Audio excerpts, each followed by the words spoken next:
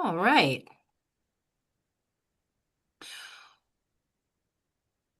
Well, welcome everyone. We are very glad that you could join us today for Care Farming Network's Conference Encore webinar, Animals as Healing Partners, Designing Meaningful Animal-Assisted Experiences.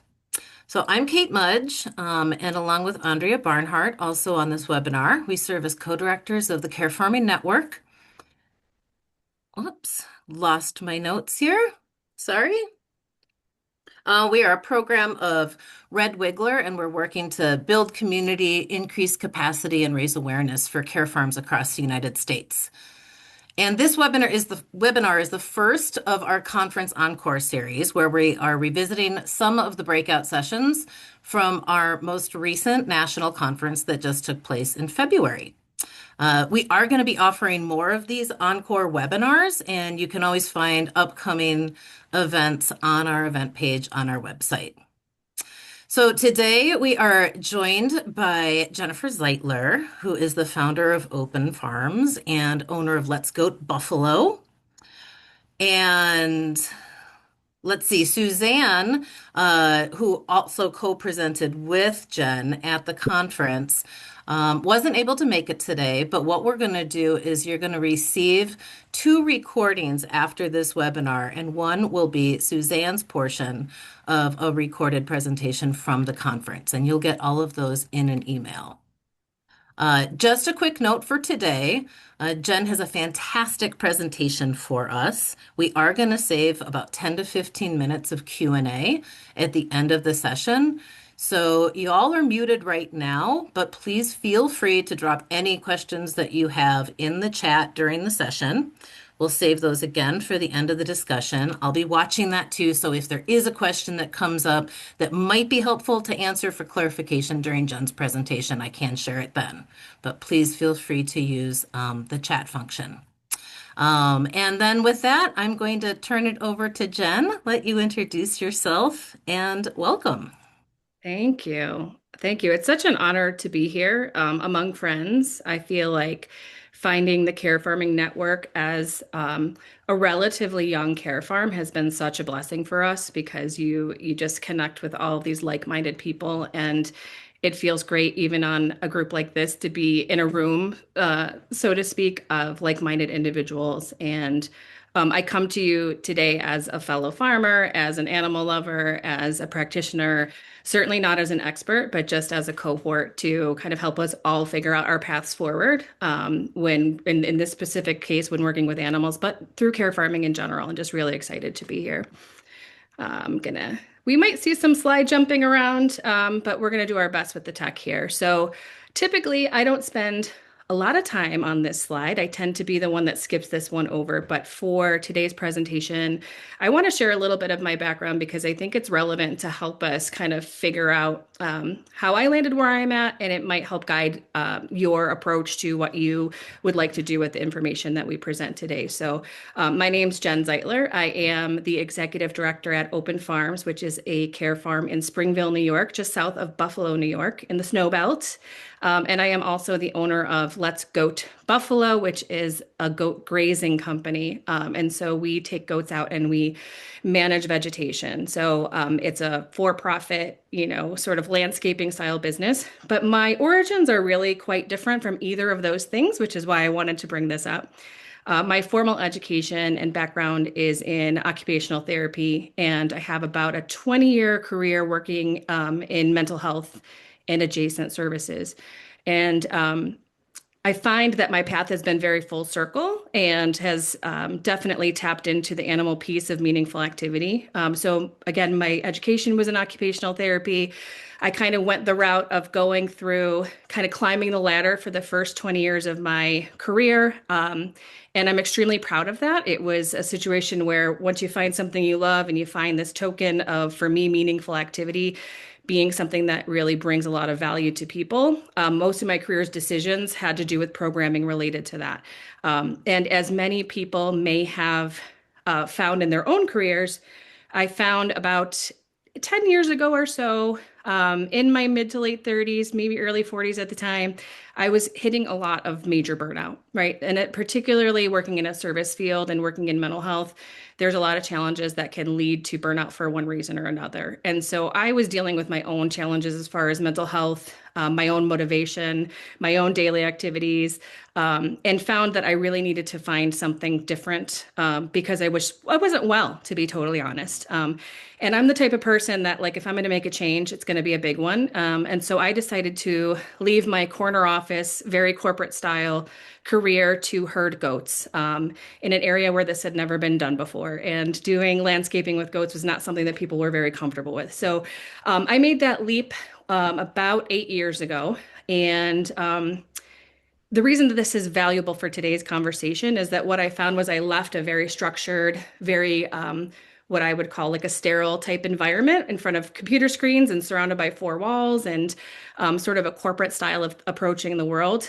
I went from that into the actual field, living with an actual goat herd, and very much operating in nature every single day. And that to me was both a shock, but also a real healing experience. So it was literally spending days upon days out in the field with the goats. And I learned to wake up with the sun and rest when they were resting.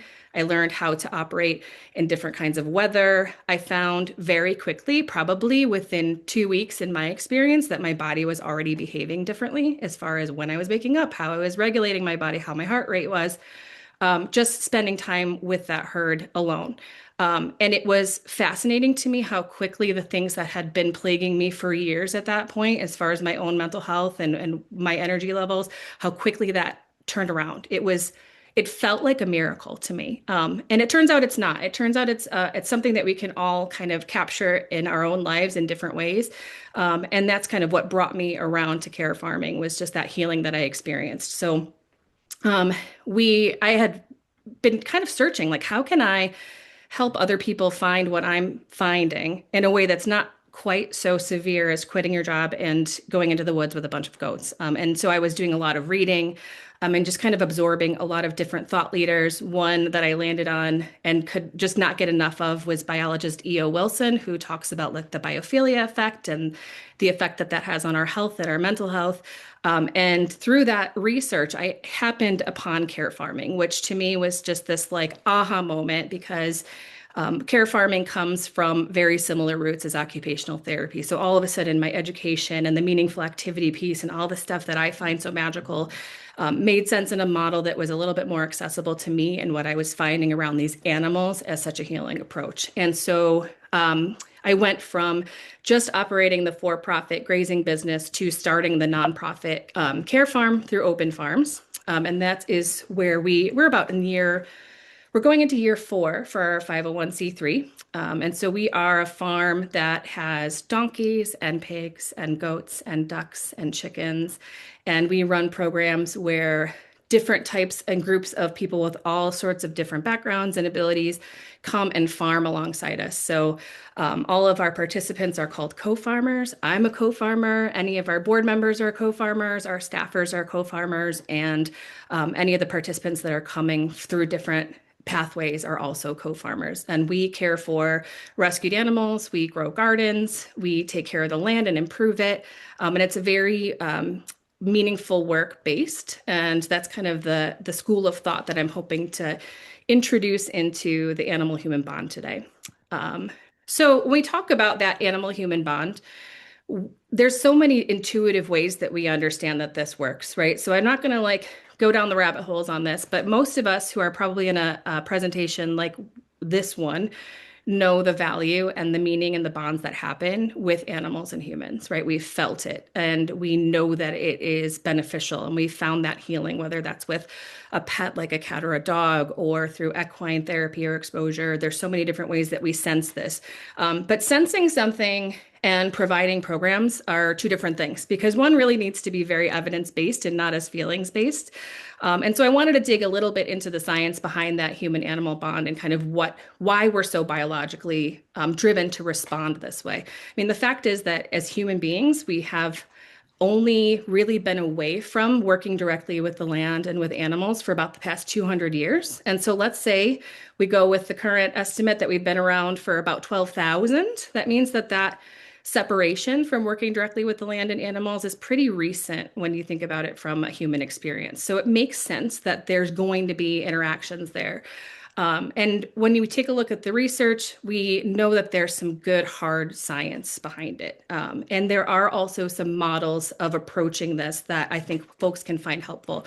So you'll hear that term animal human bond. Or human animal bond, HAB, in across most of the models that we'll be talking about today. And the idea here is just that it's any interaction that happens between animals and humans that can be mutually beneficial to both parties, and that it has to do with health and well-being outcomes. And that's pretty broad. It's pretty broad on purpose. And then we know that through lots of very dedicated research that we have some science behind why. We know that there's oxytocin release, which is a bonding chemical that we see with mothers and newborns, and we see this also being released when we're interacting with animals. We know that that stress hormone cortisol goes down when we're in animal environments and accessing that human-animal bond, and that we see the physical lowering of heart rate and blood pressure. So we have these indications of what we're sensing scientifically.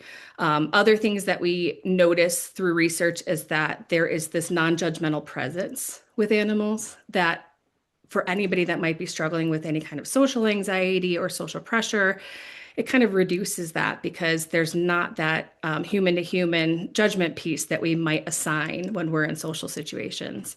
And we know that a lot of the activities and the way that we interact with animals have attachment theory behind them and attachment science behind them. So we borrow from family systems, we borrow from parent-child systems when we're taking a look at this. Um, so out of that science, we have a few models that have really taken root and that are being implemented across different service fields. So when you take a look at the broad umbrella, most people will define this as animal-assisted interventions. And then underneath that umbrella, we have a few models that are pretty well fit to kind of tackle different groups that are accessing animals as a therapeutic benefit. The first being animal assisted therapy. So this is a pretty clinical approach. It's something that's done with a licensed professional. So you'll see this a lot in hospital environments. You'll see this a lot in school environments.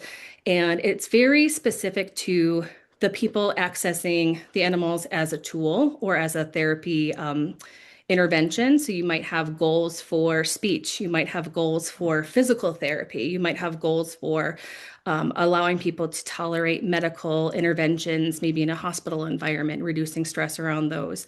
And this is one I think that most people are very familiar with. So we see this in the movies and we see this on a lot of like 2020 little sessions. And it's those therapy dogs that come into an environment like a nursing home or a hospital or a school, and you just watch the miracles happen, right? You watch people really open up and they're able to engage more socially. They're able to tolerate different other interventions that you might want to do alongside this. And that's a very clinical approach on purpose.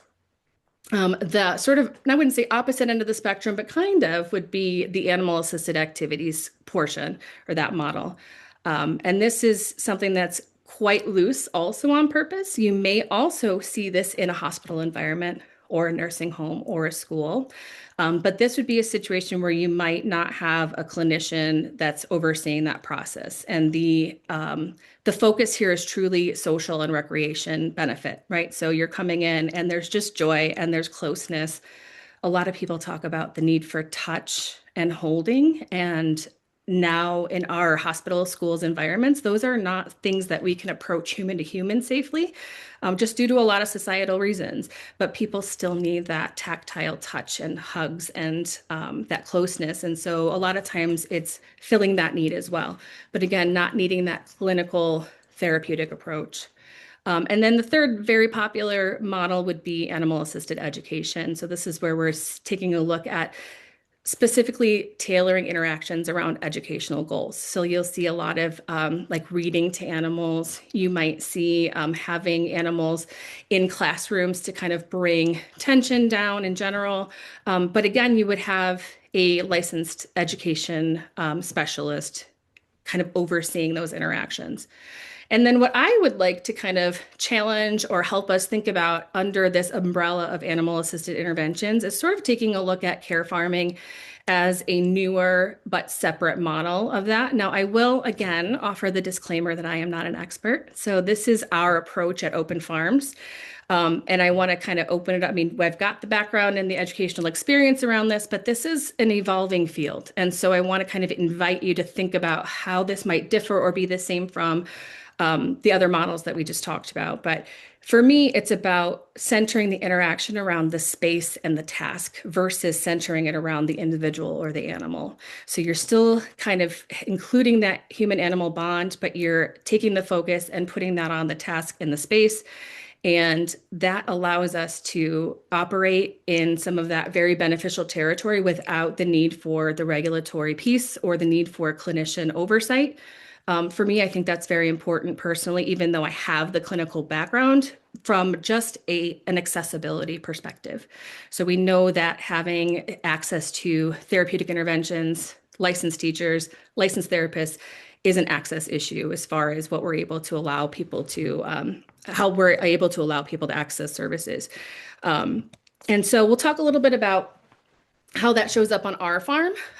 We know that there is science behind this. We take a look at the social catalyst piece, which is that as we are interacting on the farm and as we're interacting with caring for animals, we find that the social interactions between humans becomes a little bit easier. You'll find that you might have, and this is, I can give an example of this. We have some high school groups that come in. And when you have high school girls that are coming in a group, sometimes the social atmosphere becomes very quiet because you need to sort of be brave to to be vulnerable. Once you get that same group that might be being a little bit closed off into a pen with goats and chickens and donkeys and pigs, all of a sudden there's a lot of talking going back and forth. There's a lot of laughter. There's a lot of noise. And we find that that happens across groups. So we're sort of greasing the wheels for human interaction.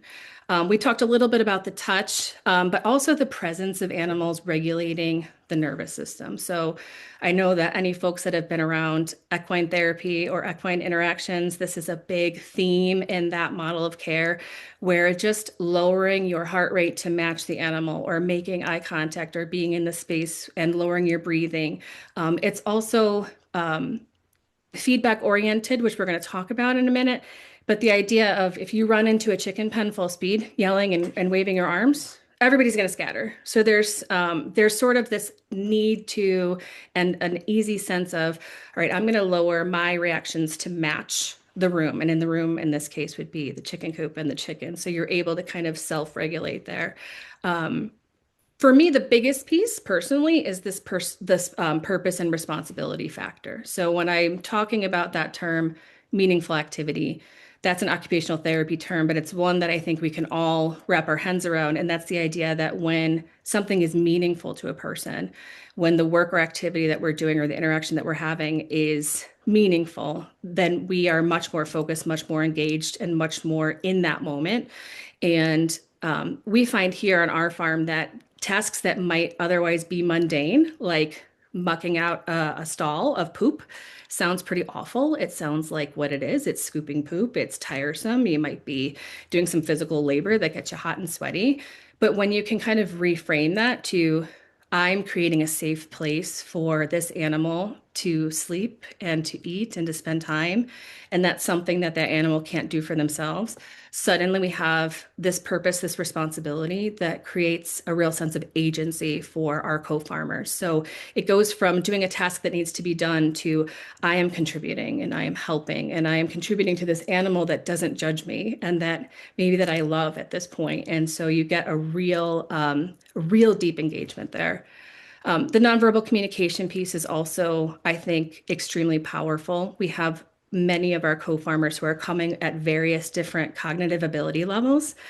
We also have folks that are coming that are on the autism spectrum that may be very highly intuitive and dealing with a high level of cognition, but maybe missing that verbal piece. And animals can be a real bridge there because there is that sense of the feedback that you're getting. There's the sense of if I move closer and they move away, that's a communication. Whether or not there are words to it, we still understand what that means. That animal's saying, I need space. Or if an animal comes up and nuzzles, I don't need the words to know that that animal's offering me affection and to get the positive feedback and feelings from that. And that immediate feedback, this last bullet here, really has to do with the idea that animals they don't mess around. So if they're scared, they're going to move. If they are feeling safe, they're going to show you. If they want food, they're going to yell. If something's not working for them, you're going to see other reactions. And that's really helpful when we're learning on social senses and where we fit into a system. Humans can be pretty confusing with this stuff, right? So sometimes we think we're okay, and then the joke doesn't land, and you're suddenly getting this silence, and you're like, oh, what did I do wrong? That tends to not really happen with animals. They're going to be pretty direct, and for that reason, it's fairly easy to understand and adapt our own behaviors. So all of this said, this is sort of foundational stuff here that we're talking about as far as models and the science behind it. But when I took a look at kind of preparing this presentation for the Care Farming Network conference, to me, it was really more about how can we design what we're doing on our own farms and in our own spaces in a way that's sort of real world ready. And so I want to focus on the design of the tasks and kind of offer the model that we're using to allow other people to approach and think about what you're doing in your own spaces. And this is something that we want to share freely and invite you to take and adapt and use as your own. This is my favorite slide. So all of the pictures on the present slide are taken on our farm. So none of these are stock photos, actually all the pictures in our presentation. And it's meaningful to me because when we take a look at all of the different types of people that are engaging our care farm and understanding all of the different types of animals that we have on the farm, it really becomes very obvious that we have to find a way to make these interactions work for so many different backgrounds and abilities. And that's a tough thing to do without moving into a clinical model. You have so many different types of approaching the world, so many different ability levels, so many different gifts that people are bringing to the table that we have to be able to take a look at how we're operating with animals and how we're operating with their care in a way that we can adapt and fit to different types of approaches. And our answer before we get to our answer for that, I want to talk a little bit about why this really matters to the field as a whole. So there are some challenges when we talk about animal interventions, and some of you may have already bumped into this because we have those different types of models and viewpoints. We have to figure out what is the purpose, right? So different models have different purposes. Some is about enjoyment, pure recreation, Measure or that. regulation. It could be therapeutic from a very clinical perspective. It could be skill building through the care piece of it. But without clarity around this, you can drift very quickly, and it makes our outcomes very hard to define. And anybody who's ever looked for funding or looked for backup for the programs that you might be putting into place, we need to be evidence-based. And so with having that ambiguity, we run into an issue there. There's also some blurred lines between interaction and responsibility. So we have to think about, we feel as humans that it's beneficial for us to be spending time with these animals, and we have talked about all the reasons why. But we also have to take a look at, is it beneficial to them? Are there other capacity building metrics that we should be including? So we have to take a look at our ethics, how we're caring for animals, what other metrics are coming into play there. One of those being who defines benefits? Is it the benefit for the animal? Is it the benefit for the human? It could be that somebody's coming in with behaviors that could be stressful for the animal. So we have to kind of balance those and fit them into a model as well. There is some ethical attention around this as far as animal welfare and making sure that we're not objectifying animals. We often will see a lot of animals in fun outfits, and we'll see animals doing really cool tricks and kind of tying that into animal therapy. And that's a rub for some folks, depending on how you're looking at it, right? So some people are totally fine with that. And some people have a hard time with the personification there because we don't know, is this something that's going to be confusing or inappropriate for the animal?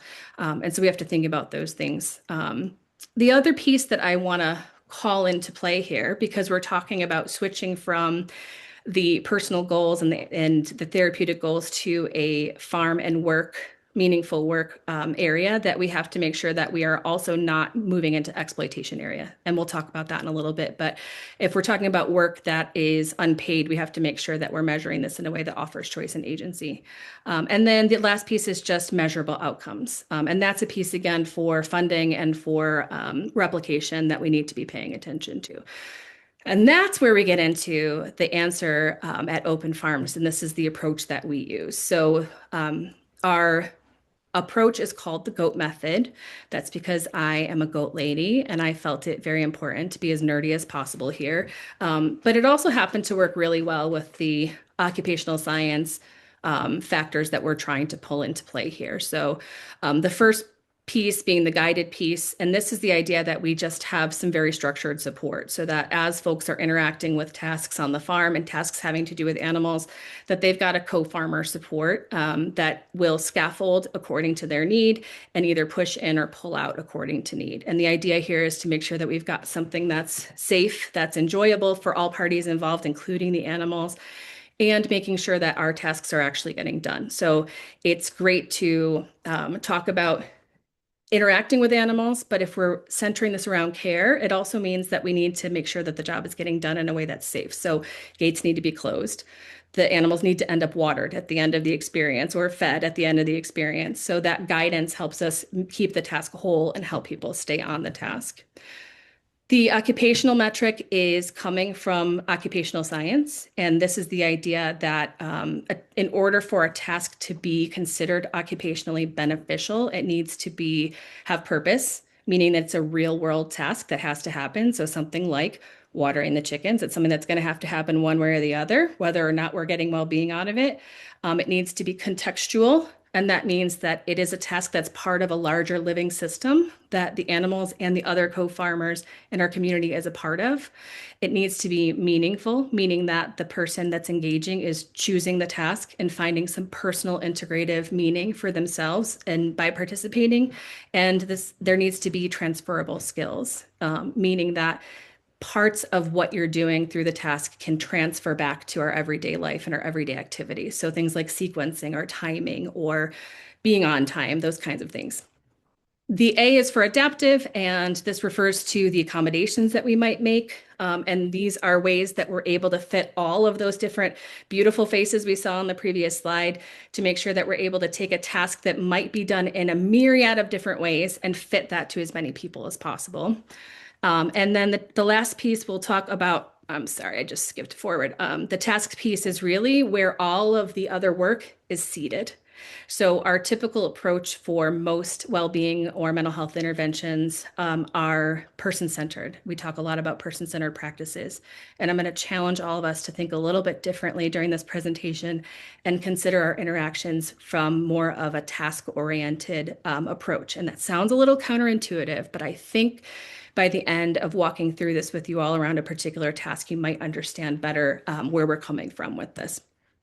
So when we talk about an example task, here at Open Farms, we have about 25 noisy chickens that we collect eggs from. All of our animals here are also rescues. So we also have animals that are coming from varied backgrounds, either coming from environments where there was neglect, abuse, or just a need for a new home, because we have a lot of farmers that are aging out of their position to be able to care for animals. And so this task we know meets the need for the animal. And it also provides an opportunity for that responsibility and care that we talked about. So that agency piece that we want to tap into with our co-farmers.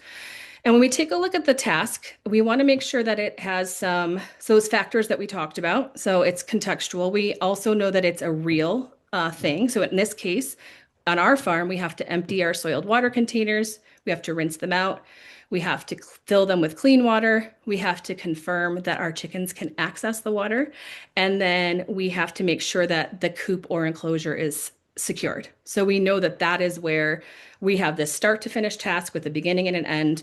And we'll kind of walk this through the GOAT method now. So the first piece is the guided piece. And the question we're answering with the guidance is, what are the supports and how are we delivering these in a way that works for both the animal and the task? So in this case, we want to make sure that our co-farmers are being responsive to the individual's energy and comprehension and confidence. This is going for not a clinical assessment, right? This is the kind of thing that we do on a day-to-day basis. So we know that if someone's backing up, that they might be nervous. We know that if someone's might verbalize that they're feeling nervous. These are things that are just human to human assessments where we're saying, okay, you know what? We might make some real-time adjustments here. If somebody's feeling overwhelmed, we might take a step away from the task and come back to it as long as it fits the real world tasks. And the idea of this guided support is to make sure that we're promoting success with the task without taking over. And that's a tricky piece too, right? Because a lot of times we will see our co-farmers that are our guides or our experienced co-farmers sort of overdo. So that's something that we have to pay attention to with the guided piece is allowing scaffolded support while still kind of helping a person complete the task as independently as they show that they would like to and are able to do. And then we want to make sure that we're naming our achievements very honestly. And I'm giving you a very, very like high level overview. We can give some more details on how we do this, but what we mean by that is we're not over praising, if that makes sense. So we're telling people that is awesome that you were able to secure the gate on your way out. You know what? This is exactly how it needs to be done. But we're not so careful to offer praise that we're saying, wow, you really poured that perfectly, if that, because it can start to move into a space of questioning the person's ability at the same time, even though it seems counterintuitive. Guidance also needs to be animal centered. So in the case of the chickens, we want to make sure that our chickens are not overwhelmed, that they're not mishandled. We need to make sure that enclosures are secure when we're going in and when we're going out, that there's no safety issues that are introduced to the environment. So things like biosecurity. So at our farm, we do some boot washing and we make sure that we have hand washing and things like that in place. And so, what are they really doing as a guide? What we're doing literally is showing people how we do the task. And that might happen one time for an individual, and it might happen 5 times for another individual, and it might be every time for somebody who might be memory challenged, right? So, there's all sorts of different ways that this can be done. But the main components here is making sure that people know what the task is and what done looks like, and that we're inviting the person to participate. So, it's always a choice. Examples of what we say. So, hey, you know what? You notice that somebody might be overpouring or overfilling. We might simply say, hey, you know what? We stop adding water when the container is full. We just have to make sure the chickens can reach it if it maybe is too high or in a corner that they can't reach. If the chickens are crowding or if somebody is demonstrating stress, we can say, you know what? We're going to take a pause and take a step back. So those are some real-time examples of how guidance works. When we're taking a look at a task, we also want to know that it's something that is occupationally viable, if that makes sense, within our model. So we want to make sure that this is something that is purposeful. In this case, the chickens got to get watered. They got to get water every day, multiple times a day on a hot day. And so we want to make sure that it's purposeful, meaningful, and transferable as well. For the animal context, we are interacting with them in their coop. So we are introducing that feedback and accountability without judgment that we talked about at the very beginning of the presentation. So if we're entering a space and the chickens are scrambling, we can lower our movements, we can slow our movements, we can make them smaller. In this case, we know that it's real world. We know that we're not making it up. That's something that there's a real risk for that on care farms, I think, where we might find busy work or work that's already been done or we're redoing work. We've seen that happen in different contexts. We want to make sure if we're following the GOAT method that this is a task that is really needing to be done. So that the effort matters to the animals, it matters to the farm, and it matters to the farm community because again, we're fostering involvement with that community and people know. And it doesn't matter whether they have the words to tell you or not, but people know when they're being asked to do something that is contributive or something that is busy work. They know whether you think they do or not. So it's important that we make sure that those contributions are real. That is where we get that intrinsic motivation, and that's where we foster the dignity piece, which we find to be so important. We talked, I think we repeated this one. So interacting with the chickens gives us that accountability without judgment.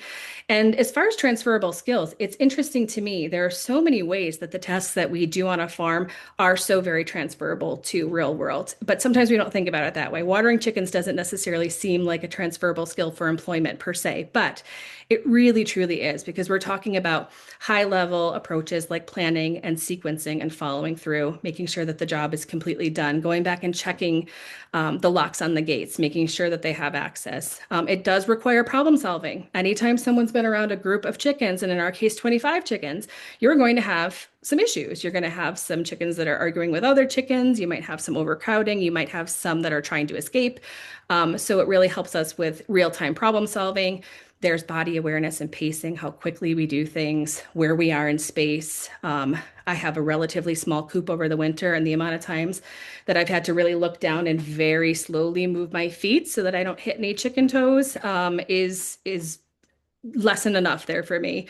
Um, there is communication and collaboration that's happening between your guide and then the co-farmer who's operating the task. And there's opportunities for asking for help. There's opportunities for asking for support. And on the flip side of that, there's opportunities for that mentor to offer feedback, which can be a sensitive subject for most of us. Getting feedback can be a little tricky. And so this is an area for practicing that as well, because any employment or real world group activity is going to include those kinds of interactions and feedback. The next piece, the adaptive piece, the question that we're answering here is how are we going to make this one task adaptable to so many different kinds of bodies and movements and approaches? And the adaptations we use here on the farm are different types of tools. So there's ways that you can adjust your grips. There's different ways that you can use different containers. So just because we have to fill a container of a certain size doesn't mean we have to fill it in one go. And so if we have somebody with reduced muscle tension, we have somebody who's got some balance issues, we might be taking 5, 6, 7, 10 trips. Somebody else might feel like I want to take the actual bowl and fill it and carry it and do that and learn through the process. There's lots of ways that we can adjust our tools and our approach so that the task is still getting done, but the person is allowed to kind of choose how they're approaching it. Focusing on environment is a big piece for us here at Open Farms. So the major pieces that we run into with accessibility are usually environmental. So it's our pathways, it's our gates. Are your gates only being able to be opened by fine motor skills? Is it a little latch that you got to maneuver? Is it something that I can use my hip to do or my leg? Are there two doors so that one's harder than the other? Are there strings? So you want to make sure you're taking a look at the environment. Your pathways, are they smooth? Are they ready for mobility devices? Are they ready for different body movements or sizes? Sometimes just the pathway is too small for somebody. So we have to pay attention to doorways and things like that. Visual aids and signage is something that we've been focusing on a lot in the past year or so here at Open Farms. So making sure that you're able to scaffold your human support by making sure there's other aids to help people follow through that task and remember. So those could be visual aids, they could be braille, there could be color blocking. There's lots of different unique ways that we can put those structures in place. And then routine. Routine is awesome. I'm not a routine person. I tend to be like flying off the rails and it brings me a lot of problems. But when things can fall into a routine for both the person and the animals, the chickens know what to expect. We know where the water bucket is. We know where the water source is. As that task gets repeated, that's where you can see your guidance kind of falling away and allowing that person to bring more of their own agency into the task. A final piece that we use here is task chunking. So it's making sure that we're breaking up that task if we need to make sure that people are able to participate in a way that works for them. On the animal side, there are different things that we can do to be adaptive here. So if I know that I'm working with someone that's very, very nervous or very reactive to movement, we can adjust the task in a way that doesn't change the outcome. We're still watering the chickens and the chickens are getting what they need.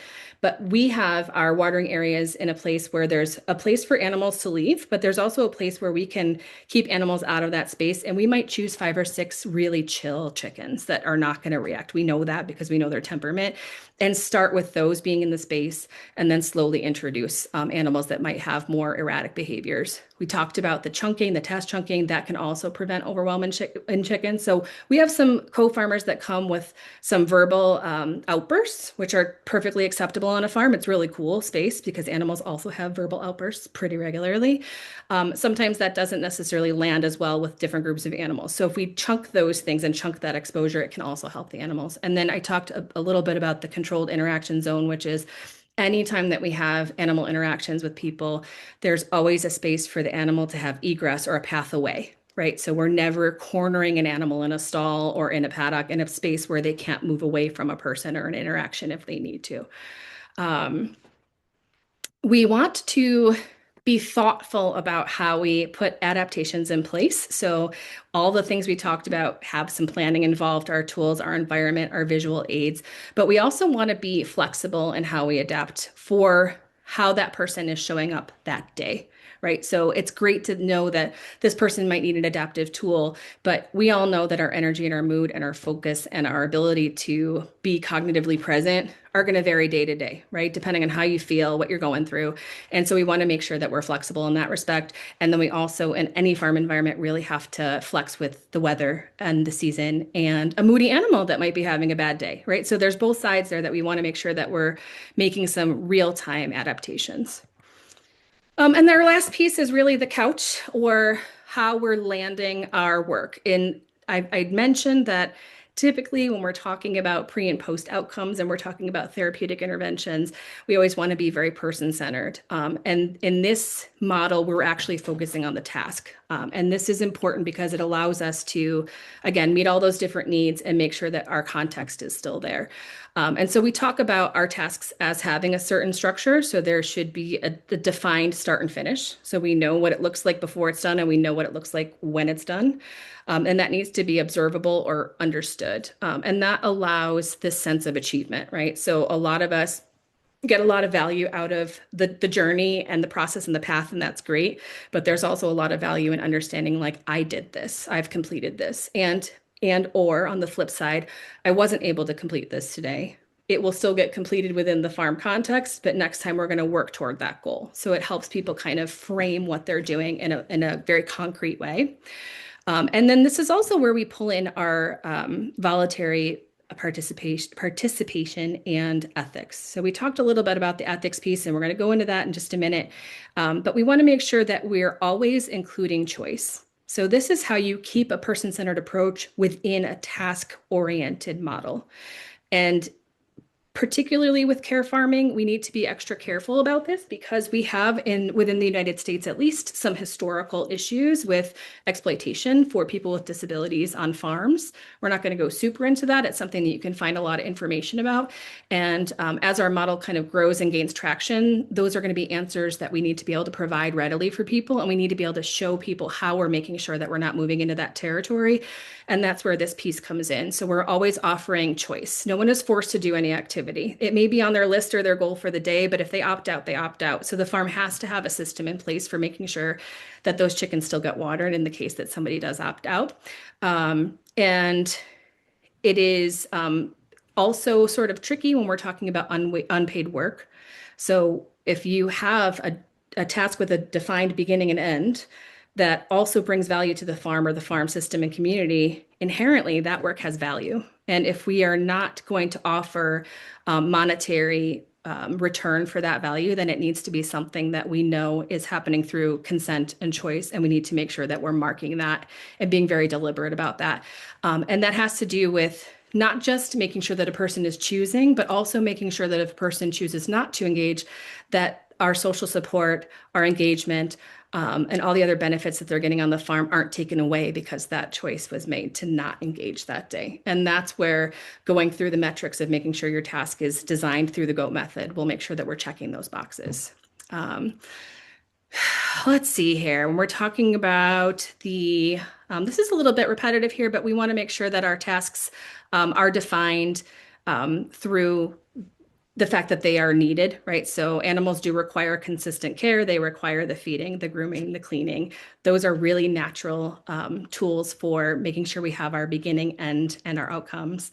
Um, the care piece itself, and we talked a little bit about this, and we talked about mucking the stall, becomes the organizing focus, right? So it's not so much the animal therapy perspective of the cuddling and the touching and the interaction. It's the caring for that animal. It's the autonomy and the agency that we get for being able to provide and contribute to a larger system. And that's not ignoring that the animal interaction may be a very organic motivator for different people, but it's not what we're focusing on. It may be a benefit that happens organically, but it's not necessarily the focus. And we know that when our tasks are completed through the goat method, that task is only complete when the animal's need is met and not when the interest or interaction fades with that person. So it'll make sure that we're also keeping our animal ethics in place here.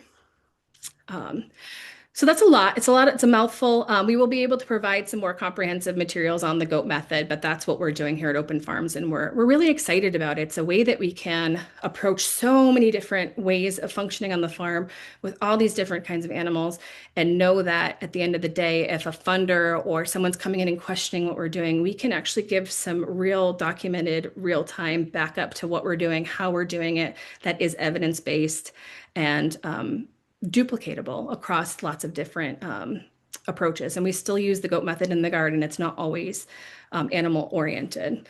So we talked a little bit about animal welfare. I just want to touch on these things because I feel like anytime we talk about this, it's just so important that we're paying attention to these metrics. So we do very much pay attention to and respect the need for our animals to also have autonomy, and that's that being able to kind of move out of a space. We avoid overhandling.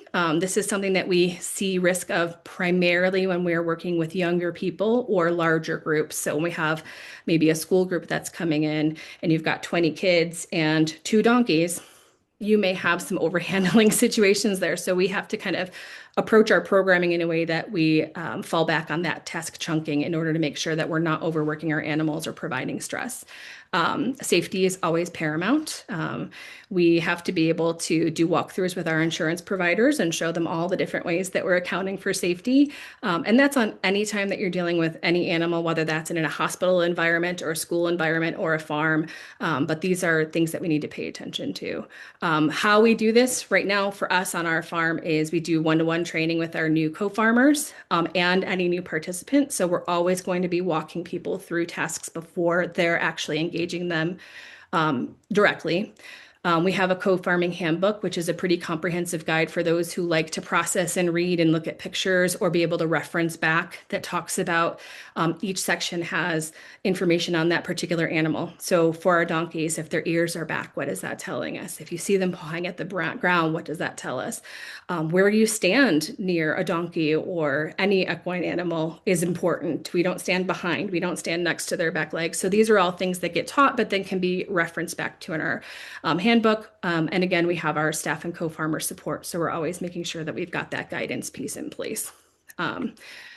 Final thought here that I really feel like is super important is just making sure that we are very deliberately holding ourselves accountable, is how we approach care farming and mixing folks who might have different levels of consent or capabilities in the meaningful work that we're trying to provide the opportunity to do in a way that is really honoring the rights and the support that both the people and the animals we serve deserve. We lean heavily on concepts of occupational justice. That's like a key word that I feel like all of us can get a lot out of researching and reading about. Only in this way can we avoid making the mistakes we may have made in the past and allow the care farming movement in the United States really be something that can become deeply rooted and respected. And the only way to do that is really to look back and figure out what did we do wrong and how can we avoid that in the future. And if we find that we are running into issues where maybe we're not paying attention to these things, how can we remedy those quickly? So that's just a quick call to action. This is a QR code that you can use to access the further supportive materials around the GOAT method. That includes like a white paper that's pretty comprehensive. It includes our fidelity tool, which is just, are we doing what we think we're doing? Is this task really following the GOAT method? And some other supportive resources there that we're glad to share with you. Please use those how you like. We're just trying to be open and let us all evolve together. And I think we're at the point for Q&A. Kate, I think we're maybe 5 minutes past where we're supposed to be, but I feel like I did pretty good on time here. So We do have time for Q&A, and you did fantastic. Thank you, Jen. We now want to open up to anybody that might have questions. You all should have the ability to unmute yourself. You can certainly use the chat if you have additional questions and would rather throw them in there.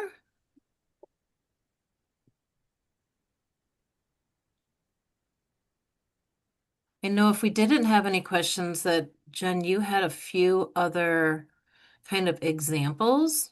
Um, Mhm. and we do have a question in chat, but you have some other examples here too. Um, so one person is asking if you'd be willing to share your co-farmer handbook. Is that Yes, probably not at the link that I shared here, but if you want to reach out to me personally through email or through one of our socials, we can do that. Our co-farmer handbook is always in edit mode, so I just want to make sure that we have everything up to date before we throw it out there, but absolutely. And somebody said, can we excellent? remove the QR? So Yeah, I the have QR code. Yeah. back here. There we go.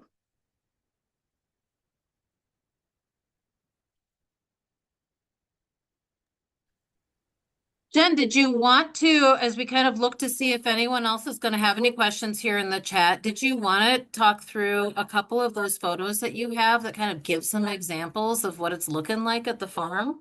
Yes, 100%. So I do have permission to share these photos. We do have some consents that we use at the farm. So when someone comes to open farms, we sign a consent for our insurance reasons, but also for any kind of photos that we might be wanting to use. And this one is a couple of folks that came through a program that was accessing the farm that was a clinical program. I'm not going to name it just for anonymity reasons. But they were coming with their own goals and through with their own job coaches. So these are individuals that, and this is kind of a cool example of how when we talk about a subclinical approach like the GOAT method and making sure we're staying out of the therapeutic talk, it doesn't mean that those therapeutic interventions can't push into the farm. And in most cases, they do. But we're allowing that to stay seated with the organizations that are specialized in offering those services. So in this case, we had a workforce development group that was coming in and learning skills for the workplace, but we're coming in with their own challenges. And these two individuals were not getting along at the start of our programming. And our two donkeys, Wayne and Diesel, often also do not get along very well. They love each other and they cannot be apart from each other, but they're brothers and or bonded partners. We're not sure. They came on a rescue, and by kind of observing and talking about the relationship with the two donkeys and kind of mitigating that relationship. So we had some nipping situations. Diesel, who's the lighter colored donkey, tends to get a little territorial and nippy when Wayne is receiving attention or getting brushed or getting pet. And it's just pure jealousy, honestly, and just being territorial, which we can see across lots of species. And by kind of walking through what they were experiencing without naming it, without necessarily doing like a parallel comparison, we watched these two individuals who were having a hard time getting along at the beginning, moving together in the care of the donkeys. So they were repeatedly put on the task of allowing the donkeys to get into a controlled space that includes where we move, how we stand, where we put food in a way that helps them learn to be close and cohabitate in a space. And at the same time, our guys were also doing the same thing. So they were each assigned a donkey. They needed to be able to, the task was brushing the donkey. So there was a start and a process and a finish. We had co-farmers there for that guidance and support. And the magic that happened was really that we had both relationships repairing through the process. So that wasn't the goal. It wasn't a start and finish goal, but it was something that came out of the task that we assigned. And I love this story because both guys were not only willing to like recognize what was happening, but they were cracking jokes about it and were happy to stand for a picture together. So that's an exciting piece. Um, Um, this other piece here, we have Mr. Pig is on the left, and this is one of our co-farmers, Sean. And Mr. Pig and Sean's my partner too. So this is something that happens across all sorts of different approaches to the farm. Sean was not necessarily as oriented with animals in his history as I have been personally, and just with my own experience, and tended to be a little bit more hands off. So he was certainly very big on jumping into farm work, but he wasn't necessarily finding the same value as maybe I do or somebody else does with the animal connection. Mr. Pig pretty much changed all of that. Mr. Pig was brought to us as a rescue. He was left wandering around one of our metropolitan areas on our waterfront on the 4th of July weekend, which tends to happen with animals being abandoned. People think they're doing the right thing by letting them go into public place. And unfortunately, in our city, those animals are put down if they can't find a place within 12 hours. So I had said absolutely no pigs on our farm because I didn't have enough of experience. We kind of got shouldered into accepting Mr. Pig. And because he was in such a vulnerable situation and he was really traumatized and not doing so great health-wise when he first came, we found that care piece, that interaction that was happening between Sean and Mr. Pig and the vulnerability that Mr. Pig was experiencing woke something up in Sean. And Mr. Pig is now a permanent resident of the farm and has been joined by his partner, Miss Piggy, who is the lighter colored pig in that photo. They are both staples here now. And this piece again is one of those things that you see these types of bonds that organically happen through just the care that's happening and the agency and that contribution piece. And I think because Sean was stepping into a role that for an animal that really couldn't survive on his own, that pig was in dire straits, and that was able to kind of tap into something in him. And now, many years later, Sean is pretty well bonded with every type of animal on the farm. So you're starting to see some of those pathways get woken up that may or may not have been activated in day-to-day life. So that's another story that I love to share. Thanks, Jen. We've got a question here from Laura. Yeah, what's that? Hi. I don't see it. Go ahead, Laura. Okay, thank you. Hi. So excited. This is an incredible presentation. I'm really new to learning about care farming. This is something I just learned about probably just within the last month. And now I feel like I'm gonna have kind of a similar story to you, Jen, maybe in Yes. terms of I'm really relating. I related a lot to what your introduction. But my question was kind of around. I'm like looking at what what you've built, with, like, it sounds like the size of your farm, the amount of animals that you have, the amount of tasks that, need to be completed every day, in order to keep the farm running appropriately. And I'm wondering how you were able to kind of, simultaneously like build up your farm, like, gaining land and taking in rescue animals. And at the same time, like build in those relationships with community partners and like kind of making sure that you're matching the amount of work that needs to be done to like, the participants who are wanting to come and be co-farmers, at your place. So I'm just really interested in like that sounds like it's probably a complicated process. I'm wondering if you have, anything to share about the Yes. early stages Yeah, of that. that's a really good question. And I would say that for us, it was slow integration and taking things as slow as we needed to manage those things. And you'll feel it, right? So in my case, I already was operating the goatscaping company. So I did have um, the goats, I had the goat care covered, and we didn't immediately introduce all of those other animals. So when I started out, we did not have a farm property. So we acquired the farm property very specifically for this purpose, and then to eventually move onto the farm and be able to be in residence to make that happen.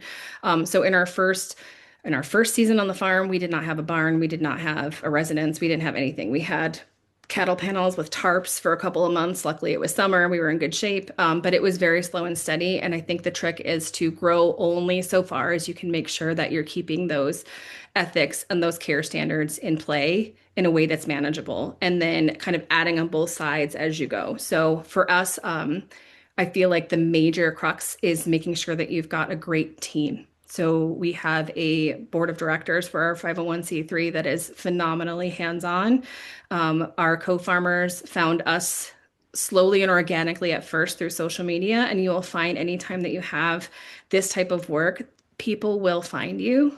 It's such an inspiring and needed support and engagement and interaction space that people will come flocking. And in our case, it was sort of the opposite issue where it was like, okay, we have to slow down how much we're throwing out to the community because we don't have proper parking and we don't have a toilet and we don't have the things that they might need to engage in a way that's comfortable for them. So it's kind of pacing how you're sharing and who you're inviting with what your abilities are to function. The other piece is trying to make sure that you get a paid position in place sooner than later. Now we're three years in, and we're only just approaching that now because for us funding was an issue. Some care farms start out with funding first, and that's great. But having a paid position that can be so you can ensure that some of those basic tasks are always happening to the highest standard is going to be really important in the beginning.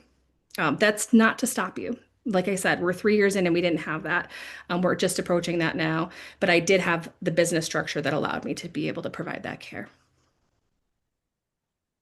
And it looks like we have, how did we fund it? So at this point, we get grants and community donations for funding. We do have a 501(c)(3) component. That is what Open Farms is. At the very beginning, it was funded through my business and personal contributions, just to be very like transparent. It was a labor of love at the beginning, and that's why we had to go as slow as we did. What I like about that method is because you're forced to go slow. We built up our infrastructure on the 501(c)(3) side, our bylaws, our board structure, our standard operating procedures, those types of things happened really strong because we really didn't have the capacity to be focusing on growing programming without having that infrastructure there. We didn't have the funding to do it.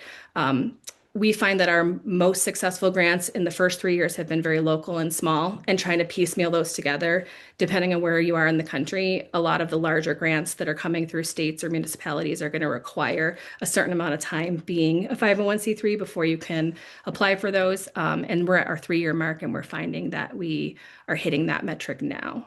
So I would say slow, steady, and keeping things manageable.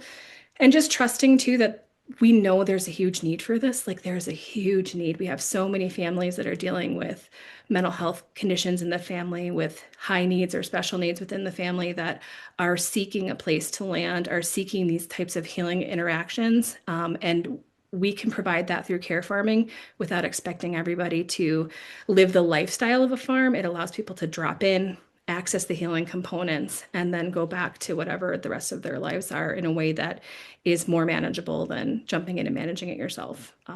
I will say my entire life revolves around this. So there needs to be one or two people that are pretty darn dedicated to like living the dream before you get paid for it, to be honest. And I feel like that's a story that I have heard from many other folks that are kind of doing this work, is that you got to sort of be in it to win it because it's exhausting, but it's so worth it. Well, Jen, thank you for a fantastic presentation today. Um, this was really phenomenal. We are going to be sharing this recording out with everybody who was able to make it, as well as those that weren't. I did just throw in the chat a link to our next encore presentation, which is going to be happening on April 2nd. For anyone that might be a little overwhelmed by the idea of grant writing, we specifically have a seminar around grant writing for care farms. There is a last question here in the chat, and in the interest of time, it is around, what books might be recommended. If it's okay, I'm going to take that offline because everybody's going to get an email from us and we'll capture some of these questions, and that will give us some time to think about book recommendations. And that will come to you in that follow-up email along with the recording and Suzanne Capril's recording from the conference too. Thank you so much for the opportunity. It was really a pleasure. It's nice to have a captive audience because I would talk about all this stuff anyway. So Well, I love being able to look at Mr. Pig on our way out. I'm going to go ahead and stop the recording and thank everyone.